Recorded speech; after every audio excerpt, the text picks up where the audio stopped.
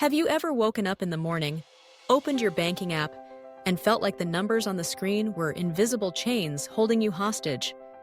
In America, a land of prosperity and abundance, millions of people still live paycheck to paycheck. We drive fancy cars but make endless car payments, live in beautiful homes while drowning in mortgages, and swipe our credit cards with a smile only to feel crushed when the monthly statement arrives. Money, which was supposed to serve us, somehow becomes the master. This is the story of David Miller, an ordinary man from Chicago who once lived under the tyranny of money. For years, he let it dictate his every choice. But then he learned to flip the script. He took control of his money instead of letting it control him. And in doing so, he took control of his life. David grew up in a working-class family. His parents worked long shifts in factories, often repeating the same advice. Study hard, get a good job, earn a high salary, and you'll be fine. He listened. He went to college, landed a marketing position at a big firm, and soon earned close to $7,000 a month. By many measures, he was successful. But success didn't feel the way he imagined. Each raise brought a new purchase: a brand new car with sleek leather seats, a stylish condo with a skyline view, nights at expensive restaurants, vacations he couldn't truly afford but justified with the thought, "I work hard, I deserve this." Slowly, he built a life that looked perfect on the outside but was suffocating on the inside. Debt piled up like snow in a Chicago winter, $80,000 in credit card debt, a $250,000 mortgage, $35,000 on his car loan. His work week stretched to 60 hours, not because he loved his job, but because he had no choice. Every morning began with a tight chest as he scrolled through his emails, terrified of another payment reminder. Money was no longer a tool, it was his prison warden. The turning point came unexpectedly.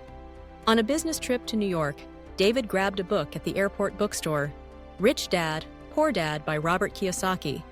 He opened it on the plane and stopped cold at a single line. "The poor work for money. The rich have money work for them."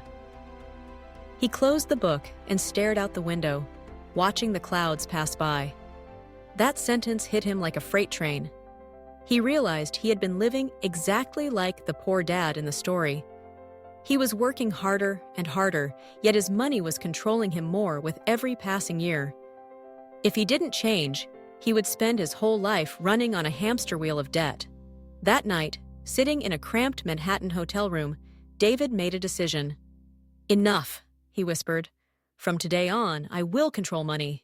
It will not control me." The journey began with brutal honesty. He wrote down every cent he owed, every dollar he earned, and every expense he had been avoiding. The numbers stared back at him: $365,000 in total debt. It was crushing. But this time, he didn't hide from it. He confronted it head-on. He cut up his credit cards and switched to using cash and a debit card. He canceled unnecessary subscriptions, stopped eating out at pricey restaurants, and started cooking at home. Those small changes saved him nearly $1,000 a month. He created a budget using the 50-30-20 rule: 50% for needs, 30% for wants, 20% for savings and debt repayment. Eventually, he tightened it even more, shifting to 70-10-20 to accelerate his debt payoff. The first $1,000 he saved went into an emergency fund. That fund was small, but it gave him breathing room. It meant that if the car broke down or he had a medical bill, he wouldn't sink deeper into debt. With that safety net, he gained confidence. Next came investing. Once his credit card and car loan balances shrank, he started learning about index funds, the stock market, and rental properties. He didn't jump in blindly. He studied, joined financial communities, and asked questions. Slowly, he built a modest portfolio that grew month after month. But he didn't stop there. David launched a small blog to document his financial journey. At first, it was just a side project. He wrote about budgeting tips, debt payoff strategies, and lessons from his mistakes.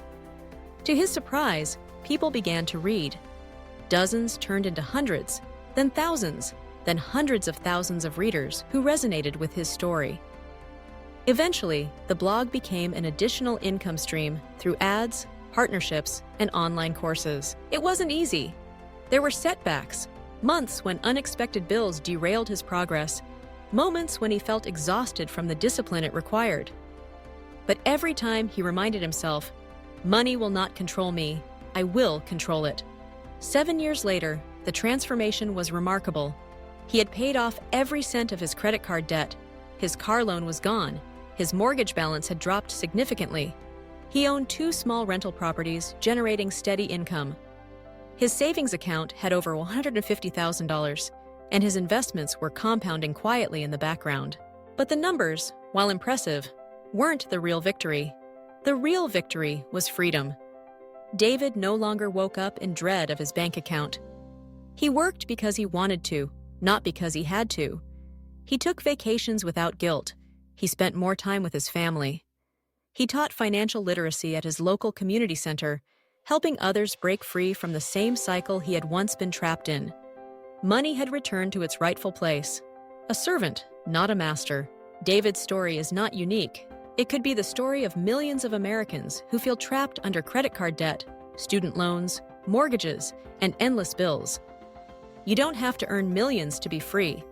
You just need to learn how to master the money you already have. Face the truth about your finances. Spend less than you earn. Build a budget. Save consistently. Invest wisely. Create multiple streams of income. These principles are simple, but they require courage and discipline.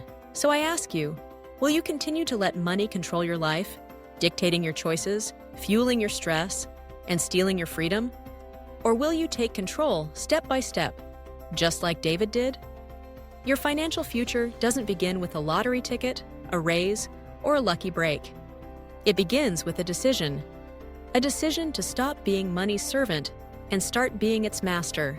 If this story resonates with you, don't just nod and move on. Do something about it. Open a spreadsheet tonight. Write down your debts, your income, your expenses. Make a plan, and while you're at it, share this message with someone you care about. Because the more people who learn to control their money, the more lives we can free from invisible chains. Like this video, subscribe to the channel, and join a community of people determined to take back their power. Freedom is waiting. It's not in the next paycheck, or the next job, or the next bonus. It's in your decision, right here, right now. So I'll leave you with this.